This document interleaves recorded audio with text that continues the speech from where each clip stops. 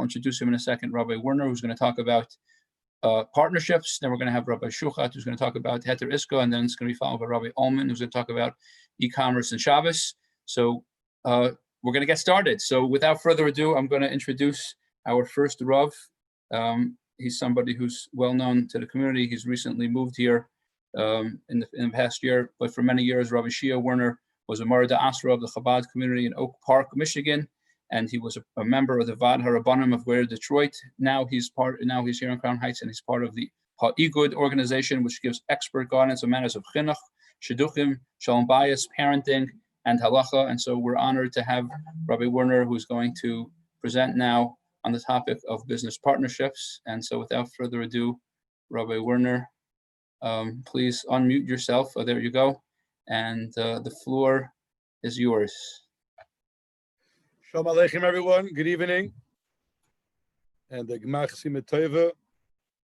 It's also an auspicious day. Today is the day of tonight. We're entering to Vav Tishrei, the yahrzeit of Ema Melech, the Rebbe's mother. So may the schus of our learning be a great schus for her, and may her great schusim she has be a Meilitzesha and a schus for us, for all Chassidim, all of Klal Yisrael. The topic today, which what we're going to be addressing, is about partnership in Halacha. So the key points that I'm going to be talking about is how the importance of approaching partnership in a way where you don't have to end up later with too many complications and disputes where then you have Dinei Torahs, court cases, headaches, and so on and so forth, loss of finances. Now, partnership is, there's many wonderful milas, virtues with partnership.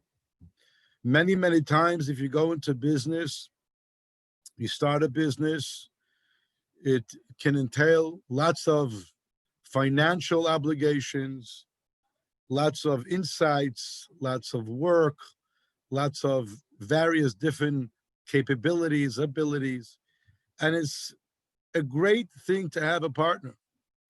It really takes a big burden off oneself and allows them to approach and to build and to accomplish and to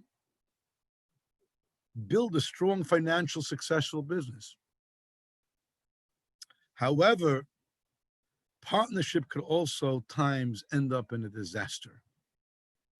It can be very destructive, and it can be a source of problems, heartaches, and headaches if it's not approached right, if it's not approached correctly. So that's why the key over here is to have the milah of partnerships, of shutfis, but not have the chisaron, not have the chesroinus, the losses that can come about through partnership. So I'm going to break down over here. I'm going to break it down into quite a few points. If you have a pen and paper, you can write it down. And the first thing I want to talk about over here is when you look for a partner, when you find a partner, in many ways, it's like a marriage. Just like a marriage, you go out on a shidduch, you look for a spouse, and you want the spouse to be someone that you can work together, you can live together, and someone that you can go and understands you, you understand them. In many ways, a partnership in business is the same. Of course, you're not marrying the person. You don't have to be best friends, but you have to be compatible. You have to be able to go ahead and work together. It needs to be someone you trust, which I'm going to soon talk about trust. But if you don't have trust, then you're not going to be successful. You need to be ready to not always get your way. You have to be ready to be mevata. Mevata means you have to sometimes give in, even if you feel it may cost me a couple of dollars. Just like as we're talking to businessmen, to be a successful businessman, you have to be ready to lose. You cannot be afraid to lose. Part of growing a business is realizing and understanding you're going to lose at times, or you, especially when building up a business, you're going to have losses and you have to be ready to lose. Same thing is over here is when it comes to partnership, you have to be ready. You have to create within yourself a temperament that it doesn't have to always go your way. Because if you're insistent for always to go your way, you're going to end up clashing. You're going to end up with problems, and it's going to give you more heartache than anything else. More headache. It's going to end up being a force, a destructive force, rather than being something that you can build and have something so beautiful. So when you go out when you look for a partner, you need to realize that a partner is someone that I am going to be working together with. I'm going to be trusting. You need compatibility and trust. When you talk about trust you can have on many and various different levels. You have trust, you need to be trust, you have monetary trust. I trust him with my finances. I trust him with money issues. I trust him with money, things that revolve around money. You also have to be someone you trust as far as he's honest. I don't just trust his take, his approach. I trust his response that he's a responsible person. I have to trust him that he's an honest person. If I'm not going to have the basis of honesty in my partner, in me trusting my partner that he's an honest person, you're not going to be successful building a business. You have to be able to be compatible. Compatible means you can work if you have two people that are, for example, work by instinct and work by, just, off the cuff. Anything that comes spontaneously, you just go and you're always on the fly. You'll end up again with lots of problems. You need to be compatible. You need to be able to work. It needs to work. You have to fit. Personalities have to be able to work where you can see he has his mila, I have my mila, and we work good together. In business, you always, especially in building a business, you need a certain kind of breitkeit, a certain kind of broadness. But sometimes if you're too broad, it's also no good. So you need someone who can put the brakes on. You have to have some compatibility where you can work together, you trust each other. These are very, very important pieces to a successful partnership. In a successful partnership, you have to be able to go ahead and be workable. As we mentioned earlier, you need to be workable. You can't always be stubborn. You can't always insist to get your way. You need to realize some battles you're going to get your way, some things you're not going to get your way. Some things you may think you're right, but the other one has another opinion. You have to be able to work together.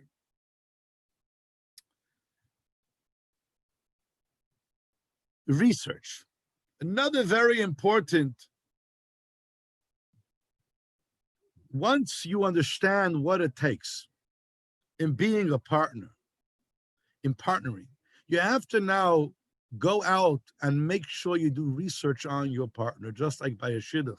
You do research on the one you're looking into. If it's you're researching the girl for your son, or you're researching the guy for your daughter.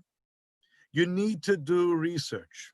I have been involved in quite a few instances where you didn't do research. You found a guy, you were very eager to make money. You saw a great deal. It was a great opportunity. You jumped into it, but you didn't research your partner. And you paid a hefty price. They paid a hefty price. I was just not long ago involved in a situation where a guy was looking into buying a business I'm partnering partially in the business. And things were looking good. It was a very good opportunity. It was a good business. Things looked very good.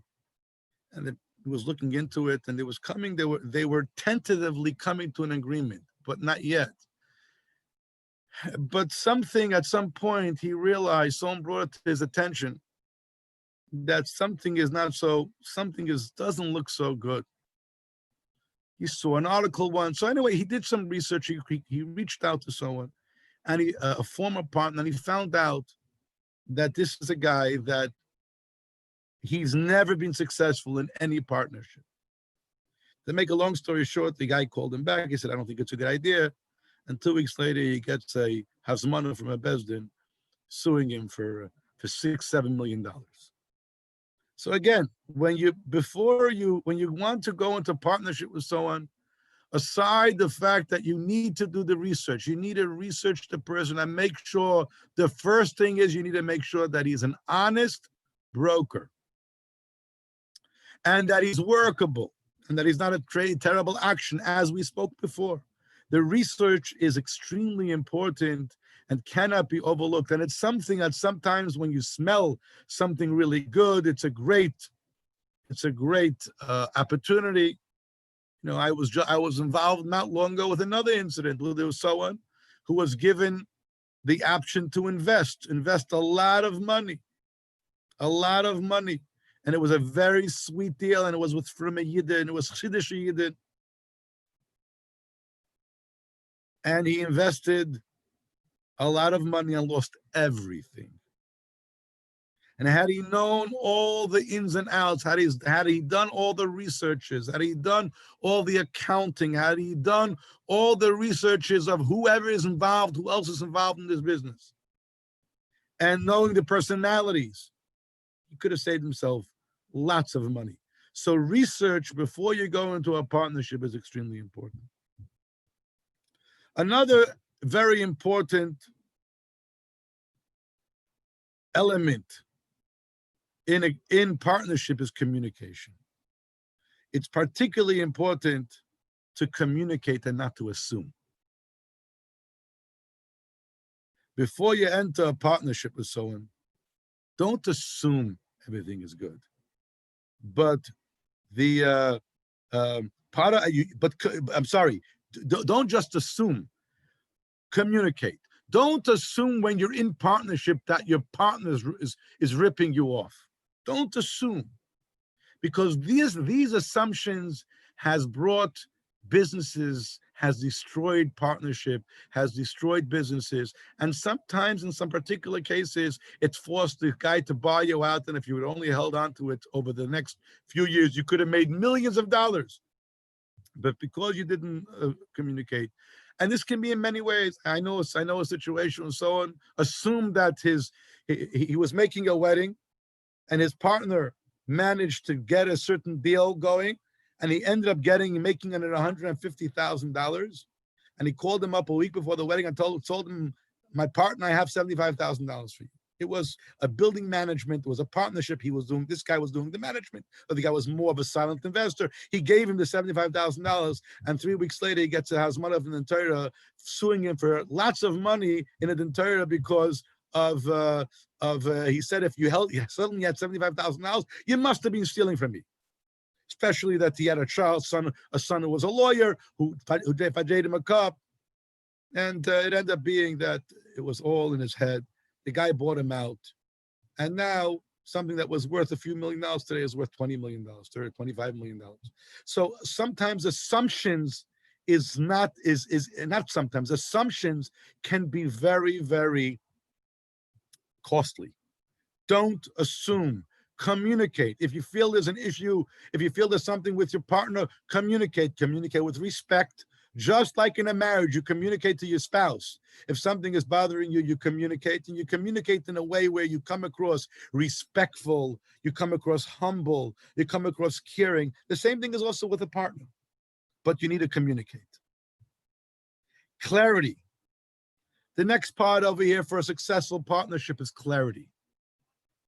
Everything needs to be extremely clear before you enter into a partnership. The clearer you're going to be before you enter, before you close the deal, the clearer you're going to be before you enter into the partnership, the better you'll be off later. Clarity before a deal will save you time. It will save you headaches. It will save you losses. The key is to be clear on every prat.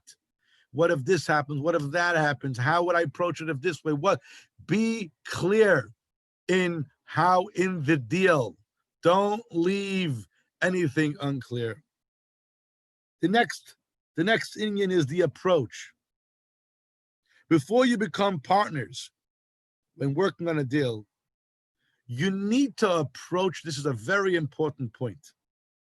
You could be two good friends, and you say, my friend is not going to mess me over. My friend is not going to steal from me. My friend is not going to do this to me. You approach it that way, you're not in a good place. You won't be in a good place.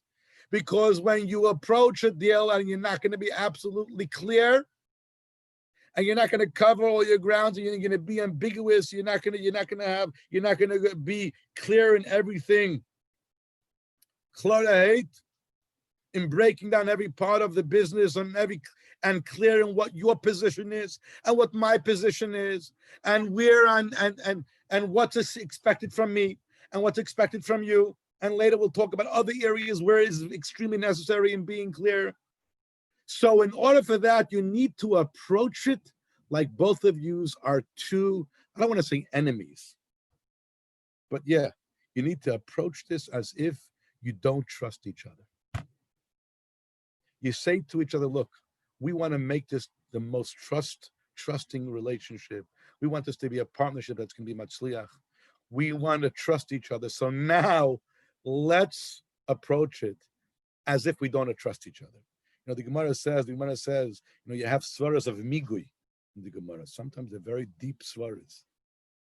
And a lot of these svaras, you used to wonder what a simple person in a Bezdin Tainert, how is a simple woman in a Bezdin having a fight with her husband about a ksuba, how is she going to figure out these tainas that the Chachomim, it took the great rabbis of the Talmud, the great Chachomim, Tanoim, Amoraim to figure out. And the answer is no, when it's negeah to you, abstract, you have to be a chacham. But when you're in it and you're fighting it out and it's negeah to you, you'll figure everything out. So you need to approach it as if you're in that situation where we are not getting along. We don't like each other. We're not friends. You approach it that way. You approach a partnership that way. You'll be able to lay out and go through and figure out and how the clearest way how to lay down the premises and the points and the foundations of this partnership. You have to take another thing. You need to take into account children. As children grow up, they bring them into the business, and a lot of times partners. So you have to be clear about that in the beginning. And as I'm going to get to soon, where you find someone where you can discuss these things, because you need sometimes smart aids, how to go about it. You don't want to necessarily say you can't bring a child into the business, but it's got to be done in a way we do not say, oh, I'll deal with it later. You deal with it later, you'll be dealing with headaches later. You want to avoid the headaches. You want to be successful and have a successful business. You need to work on it and face the issues now so you can clarify and be clear about it so that later you don't have these complications and issues. And here we go to the final stage. You need to keep everything. You need to document everything. Everything must be documented in writing. Extremely clear, legal. Do not leave anything unclear. Do not leave anything ambiguous. Do not leave anything vague or anything that can be interpreted later. Sometimes you say, all right, better let me not deal with it now because I'll deal with it later. That usually doesn't work out. So you need to remember, you need to document it and you put it in writing, and you put it in writing in a legal way. And by doing so, you have a legal document binding both of you, and being in clarity in the way the business is in the way the business is laid out, and how each one of you, what you guys attribute, and so on and so on. What's the responsibilities for each one of you, and so on. Rabbi Werner. Yes. Your time is flying very fast. We only have 5 minutes to go. Okay, so let me try to finish this quickly. Here we go into another very important thing, and that is a Murad Asra. I would advise anyone going into partnership to find a Rav that both of yous are comfortable with, who is a smart person. You don't want just a Rav who knows how to go ahead and pass a Shailim Yeridea. You need to get a Rav who's a Chacham, who's insightful, who understands, who knows how to finagle, understands business, and can go ahead and give you guidance in every step of the way in breaking down the deal, and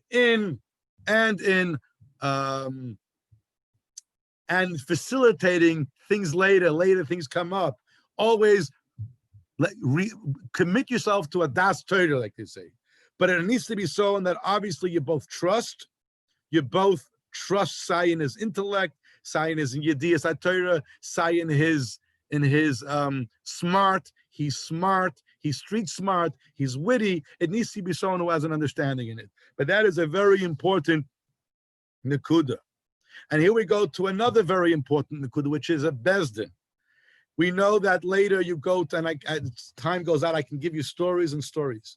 How sometimes, because you were not clear, because you didn't have this Rav over here, you ended up later in bezdins and you wasted money, and it didn't have to come to that point. So that is something that is extremely important. That in the shtab, the documents that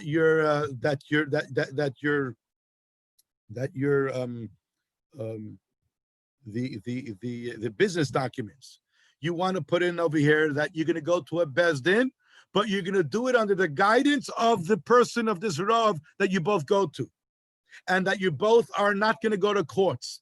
Number one, in halacha, it's something that the Torah is very, very serious about halacha. But you also want to work out over here with this person that, for example, now, which bezdin we're going to go to. It's not going to play a game. I'm going to run to this bezdin, it's going to go to this bezdin, but we're even going to the bezdin. The bezdin is the last resort.